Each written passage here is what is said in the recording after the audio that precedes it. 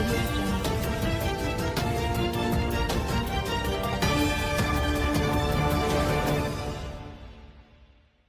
नमस्कार दोस्तों, बिहार के चुनाव का ऐलान हो चुका है। जैसे कि मैंने आपको पिछली वीडियो में आपको बताया था कि डिस्ट्रिक्ट वाइज कैसे कैसे बांटा गया है तीनों राउंड्स को, और इसके बाद जो दिवाली है इस बार वो बड़ी शानदार होने जा रही है।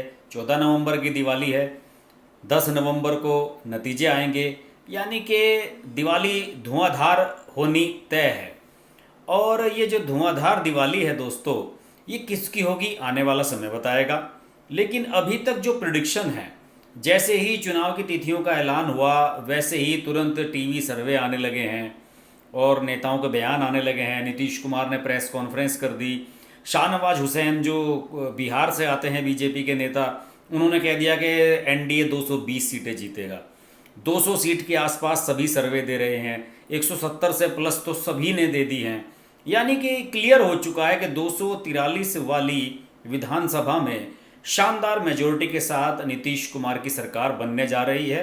और अभी तक के मिल रहे संकेत ये बता रहे हैं कि नीतीश कुमार की सरकार बनने से कोई नहीं रोक सकता।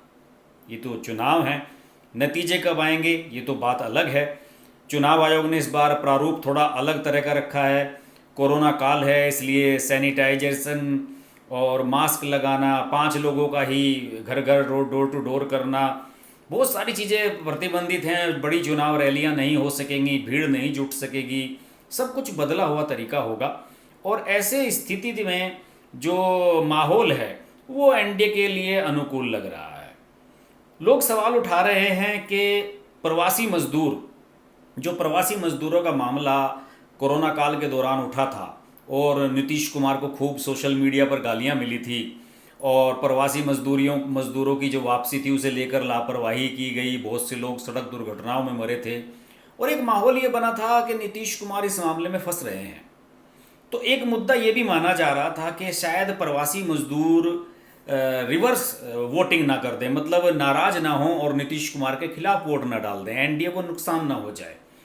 तो तिथियां कुछ ऐसी बनी हैं कि माहौल एनडीए के पक्ष में बनना तय है।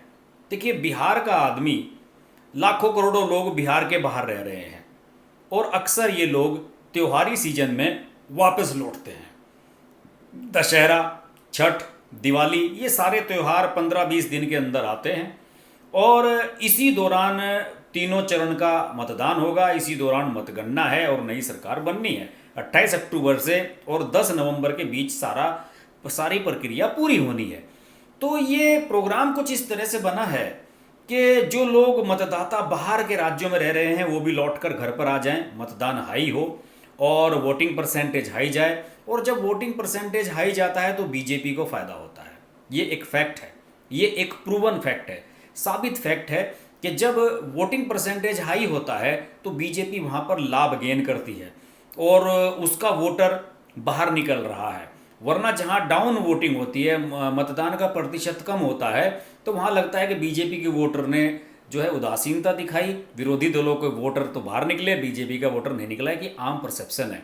इसका सबसे जीता जागता उदाहरण है गोरखपुर का लोकसभा का चुनाव, उपचुनाव। योगी आदित्यनाथ की जब सीट खाली हुई थी और वहाँ पर उपचुनाव हुआ था तो वहाँ बीजेपी हार गई थी। वहाँ पर 50% के आसपास मतदान हुआ था और बीजेपी हार गई थी, समाजवादी पार्टी ने वो सीट जीत ली थी। तो कुछ इसी तरह की बातें हैं बीजेपी के बारे में बनती रही हैं। और जहाँ तक प्रवासी मजदूरों का मामला है तो ये बताया जा रहा है कि 38 जिलों में करीब 18 लाख प्रवासी मजदूर हैं और इनमें से लगभग 16 लाख वोट डालेंगे, और इनमें से लगभग 13 लाख प्रवासी मजदूरों के नाम पहले से ही मतदाता सूची में थे। इसका मतलब लगभग 2,30,000 मजदूरों ने अभी हाल ही में रजिस्ट्रेशन कराया है, पंजीकरण कराया है और वो वोटर बने हैं। इनका बड़ा प्रभाव हो सकता है और हो सकता है कि इसका नीतीश कुमार को नुकसान भी हो सकता है कि इसका लाभ भी हो।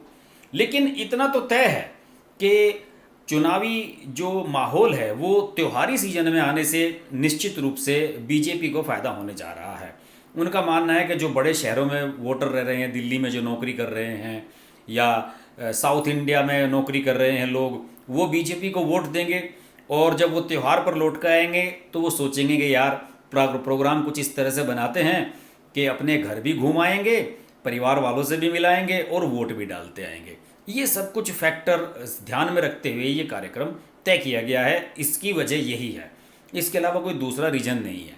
हालांकि ये फैक्ट ये भी है, सच्चाई ये भी है कि 29 नवंबर को विधानसभा का कार्यकाल खत्म हो रहा है नीतीश कुमार की, और इसलिए उससे पहले चुनाव होना ही था। लेकिन ये चुनाव सितंबर अक्टूबर में भी हो सकते थे, लेकिन अक्टूबर के लास्ट में और नवंबर में क्यों रखा गया, इसकी यही वजह है कि त्योहारी सीजन होगा, भारी संख्या में लोग मौजूद रहेंगे, मतदाता मौजूद रहेंगे और वोट डालने के लिए लोग घरों से निकलेंगे। हाँ, यहाँ पर एक सबसे बड़ा चैलेंज ये होगा कि अभी ट्रेनें इतनी नहीं चल रही हैं कि लोग आसानी से रिजर्वेशन कराएं और वापस लौट आएं। इसलिए अब ये माना जा रहा है कि अगले 1 महीने के अंदर भारी संख्या में ऐसी त्योहारी ट्रेनें, स्पेशल ट्रेनें चलाई जाएंगी जो कि बिहार की तरफ लौटेंगी। यानी कि बिहार की तरफ जाने वाली, महाराष्ट्र से, दिल्ली से, उत्तर प्रदेश से, बाकी और राज्यों से, जिससे कि ज़्यादा से ज़्यादा लोग वापस लौट सकें और मतदान का प्रतिशत बढ़ सके। और चुनाव आयोग भी यही चाहता है कि मतदान का प्रतिशत ज़्यादा हो, और बीजेपी भी यही चाहती है और नीतीश कुमार भी यही चाहते हैं। बहरहाल अब माहौल बन चुका है चुनाव का पूरा। हम लगातार इस पर बात करते रहेंगे, लगातार वीडियो लाते रहेंगे।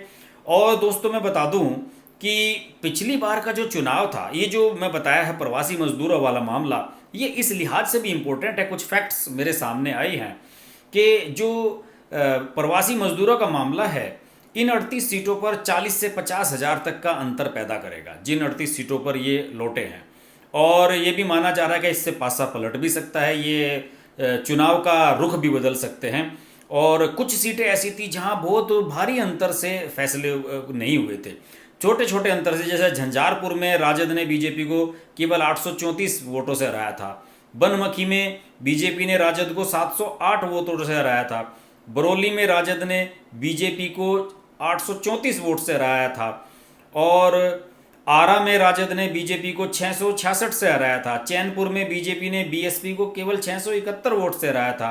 भाकपा माले ने बीजेपी को आरा में भाकपा माले को तरारी में भाकपा माले ने एलजेपी को 272 वोटों से मात दी थी। यानी कि बहुत क्लोज कॉन्टेस्ट हुआ था। 5000 से कम की जो जीत हार थी कई सीटों पर हुई थी, और इन 25 सीटों पर जीत हार का अंतर लगभग 5000 से कम था, एक फैक्ट बता रहे हैं। और इनमें 7 सीटों पर मुकाबला भाजपा और जदयू के बीच हुआ था। यानी कि क्लोज फाइट हुई थी। इन क्लोज फाइट्स पर जो ये चुनाव, जो प्रवासी मजदूर लौटे हैं, ये डिफरेंस पैदा कर सकते हैं, ये आंकड़े बता रहे हैं। बहरहाल इतना तय है कि नीतीश कुमार बीजेपी की दिवाली जोरदार होने जा रही है, और ये अभी तक तमाम संकेत यही बता रहे हैं कि त्योहारी सीजन से निश्चित रूप से बीजेपी को लाभ होगा, और जो लोग लौट कर आएंगे वो एनडीए के समर्थन में वोट करेंगे, ऐसा बीजेपी जेडीयू थिंक टैंक का मानना है। बहरहाल बिहार के चुनाव पर हम बात करते रहेंगे। देखते रहिए हर्ष की बात लाइव। नमस्कार। हाय, दिस इज ज़ारा खान और आप देख रहे हैं हर्ष की बात। हर्ष जी एक बहुत ही अच्छे राइटर हैं, बहुत ही सीनियर जर्नलिस्ट हैं, और उनका आर्टिकल पढ़ के हमेशा बहुत अच्छा लगता है because of the way he articulates them. So don't forget to share, like and subscribe to his channel and hit the bell icon.